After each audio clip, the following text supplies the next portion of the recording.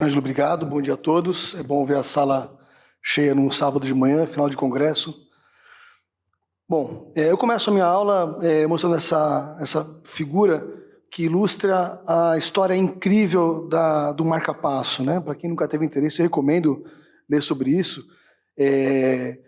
Houve uma grande evolução ao longo dos anos, mas desde a década de 50, do final da década de 50, quando o grupo sueco fez o primeiro implante, como a gente conhece hoje, pouca coisa evoluiu em relação ao que o marca-passo entrega para o nosso paciente, né?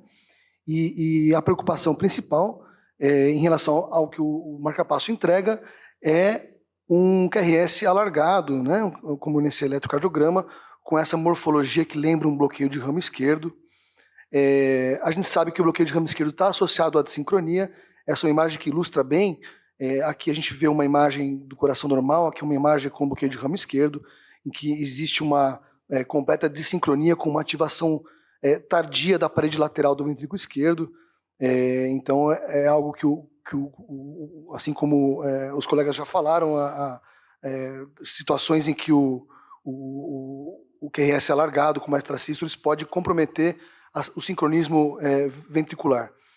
Esse estudo é um estudo bastante interessante, talvez seja o principal slide da minha aula, né? Mas é um estudo holandês da década de 70, mas foi o primeiro estudo que demonstrou como que é feita a ativação das câmaras cardíacas. Aqui eu trago a ativação dos ventrículos com ênfase no ventrículo esquerdo. Então, esse estudo foi interessante porque foram 7 pacientes que obtuaram por causa neurológica. O coração foi retirado rapidamente, levado para uma sala de estudo. Com o coração batendo ainda, eles alfinetaram o coração com vários eletrodos e puderam estudar a sequência em que o ventrículo é ativado. E a gente pode observar aqui em vermelho o ventrículo ativado primeiro nas porções endocárdicas aqui no septo interventricular e na parede lateral do ventrículo esquerdo. E não é por acaso que quando a gente fala em estimulação do ramo esquerdo ou terapia de ressincronização, a gente pensa em colocar eletrodos nessas posições, né? Eu devo reforçar que quando a gente faz a terapia de ressincronização com estimulação biventricular, a gente coloca o eletrodo não na porção endocárdica, mas na porção epicárdica, o que pode justificar que talvez não seja uma estimulação tão fisiológica quanto a gente imaginaria, né? E, obviamente, um implante de marca-passo convencional, com o eletrodo posicionado no ventrículo direito, ele não deve ser algo fisiológico, né? Porque a ativação é completamente diferente nesse contexto. A terapia de ressincronização cardíaca ela já é muito bem estabelecida, né? Ela vai fazer 25 anos desde a sua primeira descrição, o ano que vem. Existem vários estudos que demonstram o seu benefício, inclusive com redução de mortalidade, uma população grave com fração de ejeção mais baixa, né? Os estudos, em geral, estudaram pacientes com fração de 30% a 35%, e recentemente até existem estudos, um estudo publicado na semana passada, com demonstração de benefício em IC de fração de ejeção moderadamente e levemente reduzida, mostrando um benefício da terapia de ressincronização. A preocupação com a desincronia ela é relevante, porque quando você tem desincronia elétrica, né, por atraso na condução, isso é um ciclo vicioso que leva a atraso da contração, desincronia mecânica, isso vai se alimentando, e o resultado disso todos nós conhecemos, como redução do tempo de enchimento diastólico, redução do inotropismo, insuficiência mitral, contração regional pós-sistólica e redução do volume sistólico. A preocupação com a desincronia é porque existe uma entidade chamada cardiomiopatia induzida por marca-passo. Não existe uma definição absoluta disso, as definições na literatura são variáveis, mas em geral os autores trazem com uma definição de cardiomiopatia induzida por marca-passo quando existe uma queda da fração de ejeção do ventrículo esquerdo acima de 10%, ou indivíduos com uma fração de ejeção abaixo de 50%, com uma carga de pacing ventricular, de estimulação ventricular artificial, acima de 20% ou 40%, isso depende um pouquinho do autor, e quando não existem outras causas, né? E a gente sabe que essa evolução, ela demora pouco tempo até, então, às vezes, na média, 3 a 4 anos, né? E 10 a 20% dos pacientes que recebem o marca-passo vão apresentar essa cardiomiopatia induzida por marca-passo. E quais seriam os pacientes que estão em risco para apresentar a cardiomiopatia induzida por marca-passo, né? Esse estudo é interessante, porque ele acompanhou pacientes que receberam marca-passo, que tinham relativamente jovens, né, idade de 18 a 59 anos, com segmento de 11 anos e meio, e foi observado nesses estudos uma redução uma piora de desfechos em quem, na época do implante, tinha mais do que 50 anos, na época do implante já tinha uma fração de ejeção reduzida abaixo de 50, e na época do implante já tinham episódios de fibrilação atrial. Então, essa população que tem alta carga de estimulação, 20% a 40% ou mais, né? Indivíduos com mais de 50 anos, com fibrilação atrial e com fração de base já reduzida, eles talvez se beneficiem de um método de estimulação alternativo à estimulação convencional. Então, a gente deveria pensar nessa população em fazer estimulação septal ou resiconização, né? Sobre a estimulação do ramo esquerdo, né? Essa é uma ideia genial e faz sentido porque o ramo esquerdo tem uma estrutura plexiforme, é um plexo, na verdade, e quando a gente faz a estimulação, o que a gente faz é inserir um eletrodo, né? Perfurar o eletrodo como se fosse uma broca, né? Perfurando o septo interventricular, e a gente deve atingir a região próxima dos feixes do ramo esquerdo, que são endocárdicos e superficiais ao ventrículo esquerdo. Então a gente tem que ultrapassar toda a extensão do septo interventricular e chegar lá perto já da superfície endocárdica do septo interventricular, né? Isso é feito através de bainhas, então a indústria desenvolveu bainhas específicas que nos auxiliam a guiar esse eletrodo, e por simples rotação através do seu eixo longitudinal é possível então penetrar no septo e fazer a estimulação, né? E puxa, é tão simples, tão sofisticado, por que eu não pensei nisso antes, né? E aí a mágica acontece, né? Aqui é uma paciente que tinha um BVT paroxístico, ela tem um bloqueio de ramo direito de base, e quando a gente faz a estimulação do septo, a gente observa a modificação do QRS, um estreitamento do QRS incrível, né? Demonstrando que existe sim uma captura do sistema de condução e uma normalização do complexo QRS. Um outro paciente também com bloqueio de ramo esquerdo, mostrando, né, o marcapasso desligado, o marcapasso ligado, e uma mudança da morfologia do QRS com estreitamento, essa morfologia característica de R, de QS, né, de QR em V1, né, simulando o bloqueio de ramo direito, indicando que a gente está capturando a região do ramo esquerdo. Isso é muito bonito, né? Acho que os colegas que fazem eletrofisiologia que não fazem marcapasso adorariam ver isso, porque isso é eletrofisiologia pura, né? Mas isso tem alguma evidência, né? Então, eu trouxe aqui um registro bastante grande de 2 hospitais norte-americanos com 700 pacientes idosos com fração normal. É um estudo não randomizado porque é um registro, né? Mas mostrou, né, quando compara a estimulação do ramo esquerdo versus a estimulação convencional, que houve uma mudança de mortalidade beneficiando a estimulação do ramo esquerdo, além de uma redução de hospitalização por insuficiência cardíaca.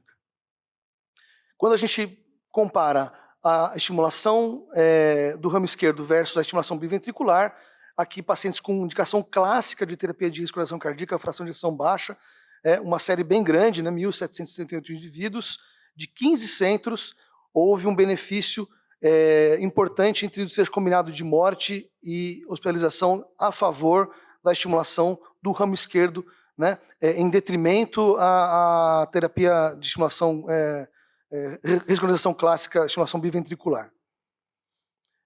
Como a gente ainda tem estudos, né, esse é um assunto que está sendo desenvolvido, a gente não tem estudos grandes ainda randomizados, e por isso eu trouxe aqui duas revisões sistemáticas, uma delas publicada em maio do ano passado, indicando um claro benefício da estimulação do ramo esquerdo em relação à estimulação biventricular, no que se refere à hospitalização, melhora da fração de ejeção, inclusive com mais respondedores e superrespondedores no grupo estimulação do ramo esquerdo. Alguns meses depois daquela publicação, uma outra meta-análise, essa do final do ano passado, novembro, né, analisando 12 estudos com 3.000 pacientes, comparando a estimulação do ramo esquerdo versus a estimulação biventricular, demonstrou uma melhora de vários parâmetros clínicos, inclusive melhora do limiar ventricular. Para quem faz marcapasso, a gente sabe que isso é importante. O limiar, quando você faz estimulação biventricular, o limiar da estimulação do VE epicárdico costuma ser mais alto, né, o que compromete a longevidade do dispositivo.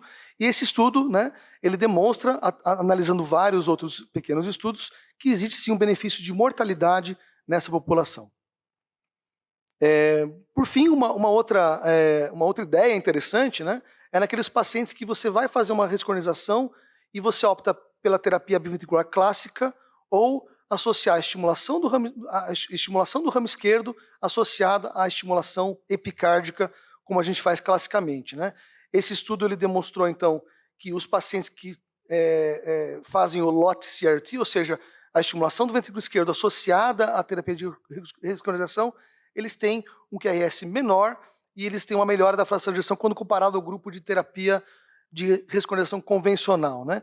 Esse aqui é uma imagem do nosso grupo, em que a gente tem um eletrodo posicionado na região do ramo esquerdo, e essa paciente é uma paciente jovem, 47 anos, que tinha uma EC classe 3, difícil controle, né, não respondia à medicação, e aqui, com 3 meses de evolução, o eletro, uma mudança significativa, um QRS estreito, e uma mudança de classe funcional e de BNP, né, um BNP normal aqui, né, de acordo com o nosso laboratório, né. E será que existe outro espaço ainda para a terapia de resiconização? Quando a gente não consegue colocar um eletrodo no ventrículo esquerdo na posição desejada, eu trago aqui um caso também no grupo, em que o paciente não tinha veias, e a única veia que tinha na região alvo era uma veia muito angulada, muito fina, né? E aí, nesse caso, após quase 2 horas de tentativa, a gente não conseguia colocar o eletrodo, e agora, o que eu faço? Né? Então, antigamente, a opção seria interromper o procedimento, pedir para o cirurgião abrir uma janela por taracotomia e colocar um eletrodo implantado, um eletrodo epicárdico nessa posição, né?